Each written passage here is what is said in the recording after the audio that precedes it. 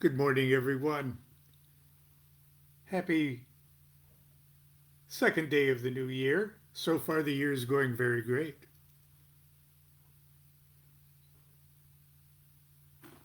Anyway, welcome to another reading of the very beginning, the prologue to the prologue of Enochian Vision Magick. My Ganesha mask will make more sense in just a moment. We're still at the front end material here. I hope you've enjoyed it so far. And now we get to the prologue of the prologue. And this is mine. We've already heard from Jason Louvre and Clay Holden. And now the prologue to the prologue. Something secret. It starts with an epigram of 2 lines of dialogue from the Mahabharata. Vyasa, the poet, says, "There's something secret about a beginning. I don't know how to start."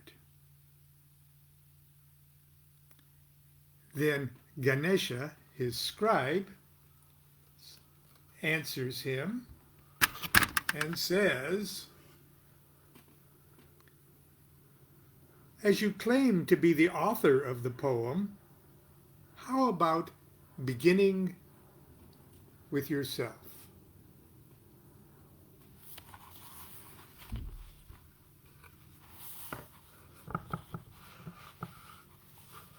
There is indeed something secret about a beginning. Secret and invisible. Like the soul of infinite potential that broods in the heart of every living seed. My tongue is tied. I stare at the blank screen of my monitor. I don't know how to start. For the writer, it is the most difficult moment. A million things to say, but where to begin? My eyes search the walls and ceiling of my little office and fall upon the mask of the Hindu god Ganesha. His bright, pleasant face reminds me of the opening scene of Jean-Claude Carrier's play, The Mahabharata, where Vyasa, the author of the epic poem, is faced with his own writer's block as he strives to begin his monumental story. Unable to read or write himself, Vyasa is blessed by the arrival of Ganesha, the beloved elephant-headed god who offers to serve as Vyasa's scribe and take down his story from dictation. He also gives Vyasa some advice about how to start. How about beginning with yourself? And so, in pale imitation of the poet Vyasa, I will heed the wise counsel of my elephant-headed lord, the remover of obstacles. I shall begin this work of magic by telling you something about myself. Don't worry, I won't tell you much. Just enough to get us started. I am a man. I am what they call in the East a householder. That is, I'm married and have for my entire adult life endeavored with varying degrees of success to provide a loving and stable environment for my family. I'm also an exceedingly lucky man, for in truth, throughout the years, it has been my sainted wife and beloved son who have provided me with a loving and stable environment. Fate, coupled with a conspicuous lack of ambition, has conspired to make our lifestyle one of genteel poverty. Well, not always so genteel. We've never owned a house, a new car, or a credit card. On the other hand, we've always lived in a moderately affluent community and safe neighborhoods. We've always owned old cars that usually get us where we're going. Our bills consist primarily of the rent, the utilities, health insurance, and our groceries. We have no debts. Some people say that's a miracle. I agree. Miracles are part of my job, for I'm a magician. I'm not the type of magician who creates illusions to entertain audiences, but the type who seeks to dispel the myriad illusions that hinder my own spiritual growth and enlightenment. Aleister Crowley, 1875 to 1947, the great 20th century magician, defined magic as, quote, the science and art of causing change to occur in conformity with will. This is obviously a very broad definition of the term. In my opinion, however, it's the only one that's entirely accurate. You are, of course, free to interpret this definition any way you wish.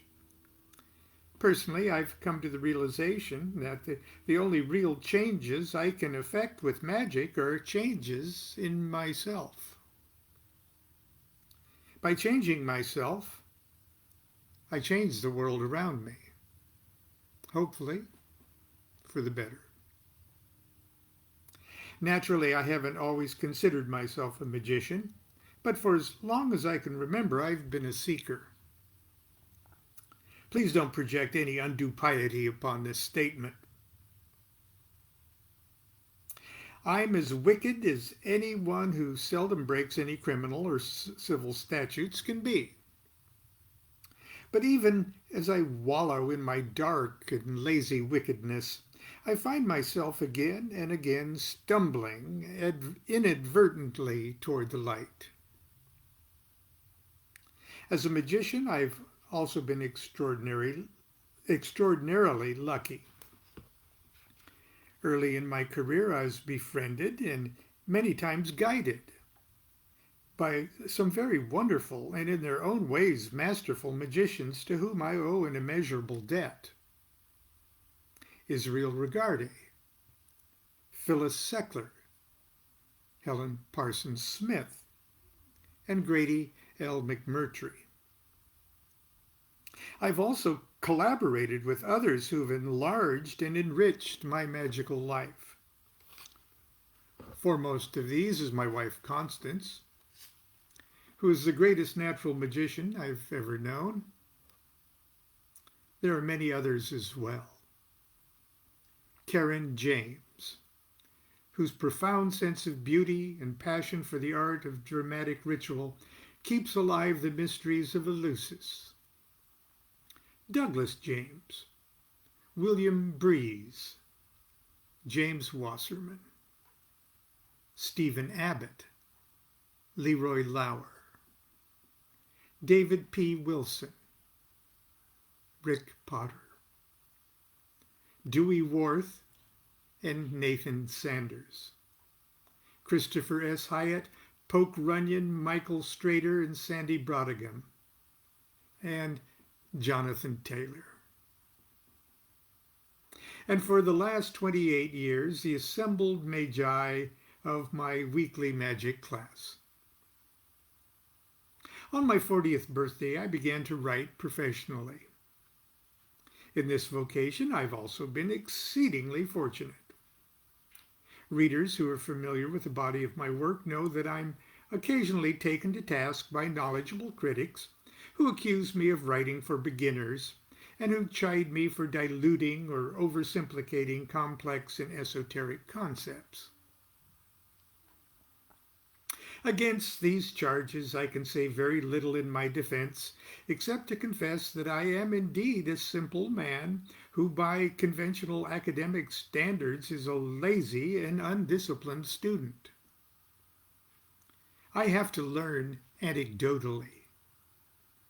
I need to put things in personal context. I need to appreciate and understand the general before I can be thrilled and inspired by the specifics. Yes, I'm proud to write for beginning students of magic. But first and foremost, I write to explain things to myself. I write to find out what I know. I write books that I wish I could have studied during the first 5 years of my magical studies. Books that might have saved me years of frustration, blind alleys, and wheels spinning. I also like to think that I write for more advanced students who may find themselves entangled in the elegance of magical minutiae, or else have become so entranced and self-impressed with their encyclopedic memories that they've lost sight of why they are doing magic in the first place. I write about things with which I'm familiar and have hands-on experience. One of those things is Enochian magic. I began my study of this most curious of quaint and curious subjects in late 1979 and began practicing it in earnest in the autumn of 1980. Back then, there was very little published information available. The only person I actually knew who had any significant hands-on experience with the system was Dr. Francis Israel Regarde, who cautioned me in no uncertain terms that I probably shouldn't be dabbling in such things. Nevertheless, armed with my... Do I ever listen to... I didn't listen to Phyllis either. Well, I listened, but I didn't always go along with things. Anyway, nevertheless, armed with my copy of Aleister Crowley's Gems of the Equinox and the 2-volume set of Regarde's Golden Dawn, I naively plunged into what I thought was the deep end of the Enochian swimming pool. A year or so later, a friend would present me with a huge stack of photocopied documents from the British Museum. This material represented several significant portions of surviving diaries and magical notebooks of Elizabethan magus Dr. John Dee, 1527 to 1608, or 1609, we're not sure, and his clairvoyant partner Edward Kelley, 1555 to 1595. He died before Dee, quite colorfully. Only then did I begin to realize how dreadfully deep the waters of Enochiana really are. By then, however, it was too late for me to get out of the pool. What little of the system I had mastered had already yielded breathtaking results. My life was becoming very magical. Those primitive photocopies eventually yellowed, then browned, then charcoal blackened into illegibility. But my interest didn't fade. Neither did the interest of others in the magical community. Today, clear copies of the museum manuscripts are readily available to the serious student, and there are no less than 30 books currently in print with the word Enochian in the title. I confess a few of those are my doing. In 1991, Dr. Christopher Hyatt and I wrote a commentary on Aleister Crowley's little Enochian masterpiece, Liber Enoch. A year later, Herman Slater of Magical Child Publishing asked me to pen the introduction to a new facsimile edition of the 1659, a true and faithful relation of what passed for many years between John Dee and some spirits. In 1995, my wife Constance and I created a deck of tarot cards that incorporates a large number of images relating to the Enochian elemental tablets. In the book that accompanies those cards, I elucidate on how they can be used for practical Enochian magic operations. By writing and reading about Enochian magic is one thing. Actually using it in a practical way to advance one's spiritual evolution is another. With few exceptions, the 30-odd books mentioned are very long on theory and history and very short on straightforward suggestions on how to actually sit down and perform Enochian magic, or reasons why one would want to do such things in the first place. I hope to remedy this, at least in small measure, by writing this book. I feel qualified to do so, not because I have any illusions that I am the world's most knowledgeable scholar on the subject. I assure you, I am not. I offer simply the credentials of nearly 30 years of applied experience with several aspects of Enochian magic.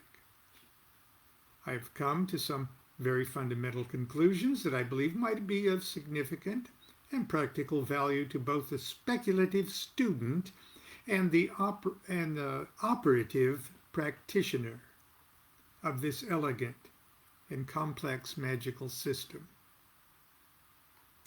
Before I plunge directly into those waters, however, I need to briefly address the question of why a relatively sane and rational 21st century adult would wish to seriously embark upon the path of magic. I will do this with a device that will most assuredly irritate my publisher: a second prologue. And once again, to please my Lord Ganesha, I will begin by talking about myself.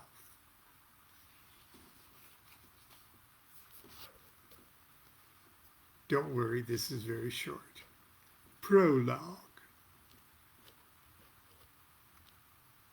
Why magic? Magic is as mysterious as mathematics, as empirical as poetry, as uncertain as golf, and as dependent on the personal equation as love. Aleister Crowley. I'm a magician. I practice the art of ceremonial magic. I adore and invoke the essence of highest deity.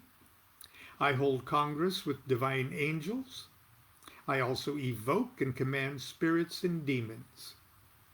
Ceremonial magic is the path I've chosen to give expression to the spiritual yearnings I believe are inherent in every human being. It is my Tao, my way, my religion, my philosophy, my psychology. But ceremonial magic isn't my life. I already have a life, thank you. I use magic to help my life, to help make my life magic.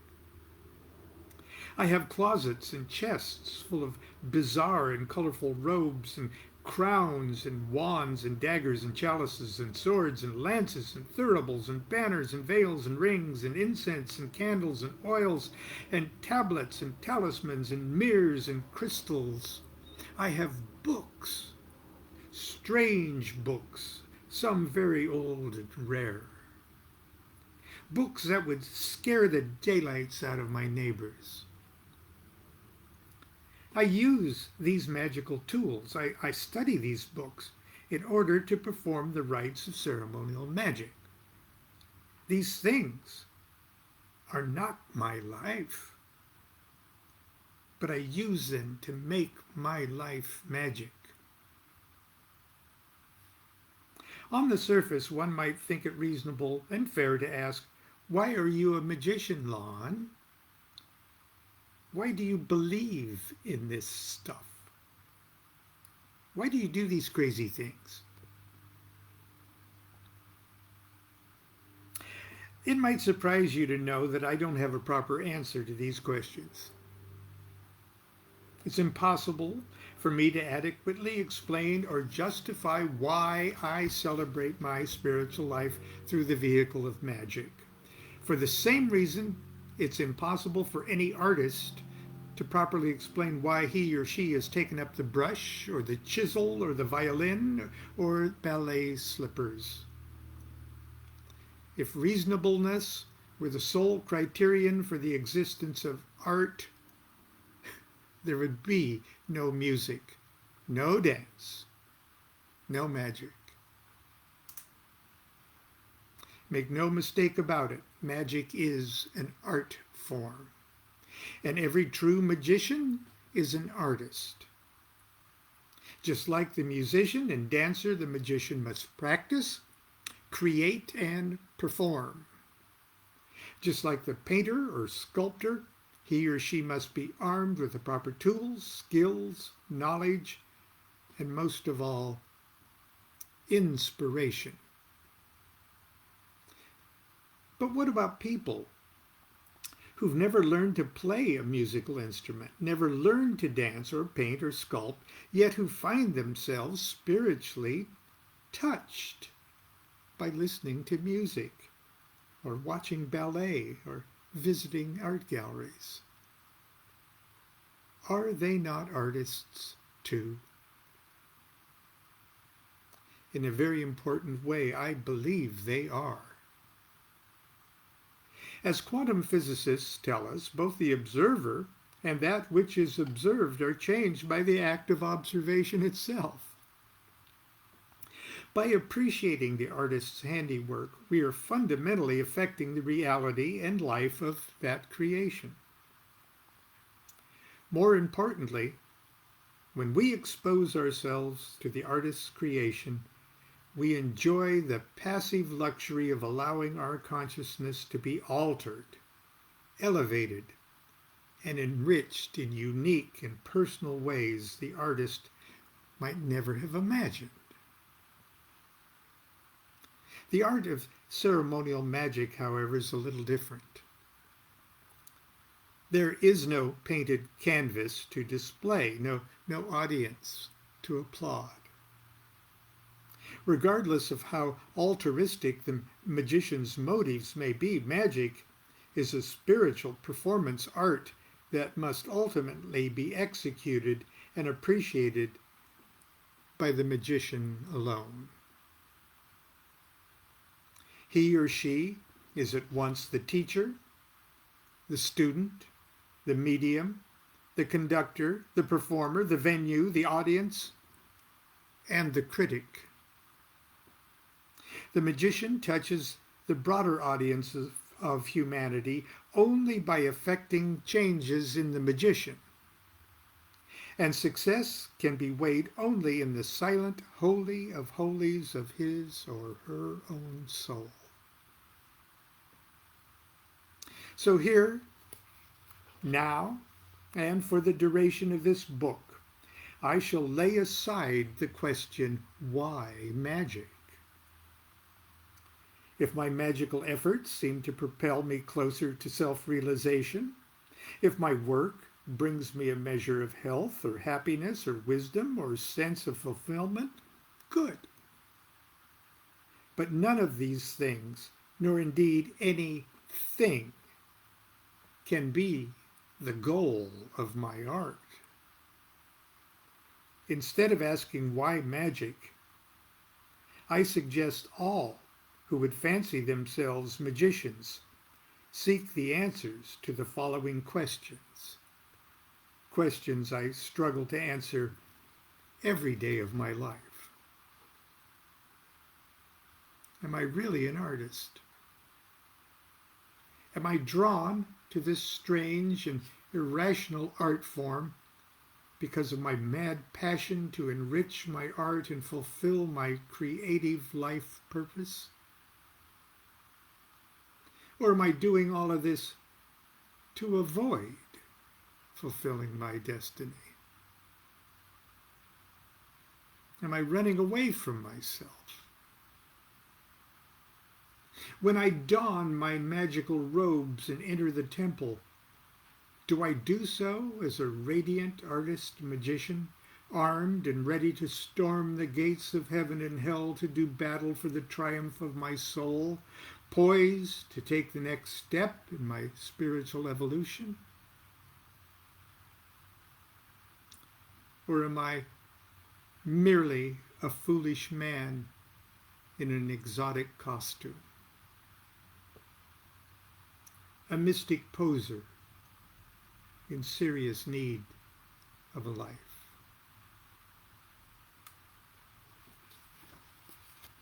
Tomorrow we'll start the book proper. Book 1 in this series is called Don't Try to Duplicate the Magic Dee and Kelley did to receive the system. Just use the system they received. And there's a beautiful, beautiful portrait of Dee there. And we'll take that up tomorrow. Chapter 1, In the Middle of the Night. Until then, Ganesha and I will say, continue to be good to yourself and be good to each other. Do what thou wilt shall be the whole of the law.